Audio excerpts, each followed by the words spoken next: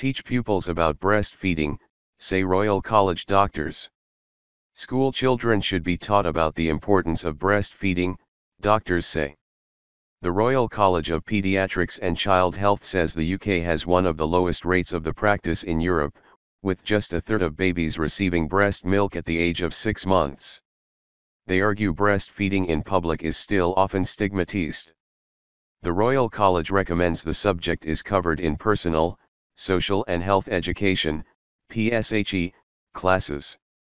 It advises that mothers should be encouraged and supported to breastfeed exclusively for up to 6 months, with solid food introduced from 6 months, ideally alongside breastfeeding. Yucky. Professor Nina Modi, the Royal College's president, said too few babies were being breastfed and it was up to the government, families, and schools to get the country out of a black spot. Children needed to understand more about breastfeeding, she said. The first stage was to expose very young children to mothers, aunties and family friends doing it so it became normal and natural, she said. Then, schools should teach children about, for example, the evidence that breastfeeding was good for the health and why it could be difficult or easy, she added. Both boys and girls should be in the lessons, as partners can do an awful lot to help by being supportive and involved, said Professor Modi. Currently PSHE is not a statutory part of schools' curriculums, although that will be consulted on this autumn. Schools which do teach the subject largely decide what they wish to teach. When we asked groups of children and young people what they thought about breastfeeding, we were really surprised, and a little bit upset, to hear the word yucky being used by them, Professor Modi said. Clearly the perception that we, as a society, are giving children, is not the perception we want them to be getting. She added, regrettably the attitudes of a large part of society mean breastfeeding is not always encouraged, local support is patchy, advice is not always consistent and often overly dogmatic, support in the workplace not always conducive to continued breastfeeding. And perhaps, most worryingly, breastfeeding in public is still often stigmatized. It is no wonder that for many mothers, there are too many barriers. Anna Whitehouse, a parenting blogger on Mother Pucka, said she was not uncomfortable breastfeeding in public but could understand others who were. That's not their fault, she said. We're not educated that it's a normal thing, it's not in biology classes. Suddenly it's just a thing that you do, and people are expected to just go, oh, that's normal. Overwhelmed and exhausted. In a separate survey of 1,030 mothers of children under 5, the most common reasons why mothers stopped breastfeeding were found to be: the baby wasn't latching onto the breast properly, 56%.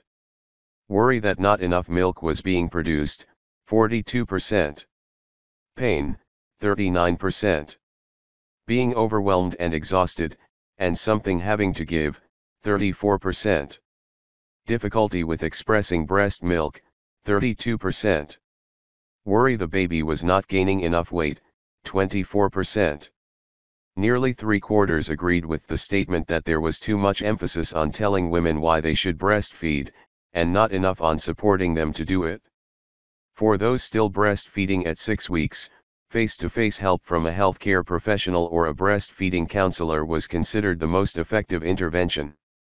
Justine Roberts, founder of Mumsnet, which carried out the poll, said, "There's no sense in endlessly telling women that they must breastfeed, but letting them down when they have a baby in their arms. Breastfeeding is a skill, and most mothers need support when they hit a problem, especially given that they are often shattered, sore and sleep deprived." The guilt, anger, and sadness experienced by many mothers who switch from breastfeeding is palpable, and it's deeply unfair to leave so many feeling that they failed. Other recommendations from the Royal College's paper released at the start of World Breastfeeding Week include: ministers to legislate for breastfeeding breaks and facilities in all workplaces suitable for breastfeeding and expressing breast milk. Local breastfeeding support to be planned and delivered to mothers. Public Health England to develop a national strategy to change negative societal attitudes to breastfeeding. It also wants the government to reinstate the UK-wide infant feeding survey, which was cancelled in 2015. Only 34% of babies were receiving some breast milk at 6 months, compared with 49% in the US and 71% in Norway, according to medical journal The Lancet. At a year, this figure fell to 0.5%. The Royal College points to UNICEF research that concludes even moderate increases in breastfeeding could save the NHS up to £40 million a year through fewer GP consultations and hospital admissions.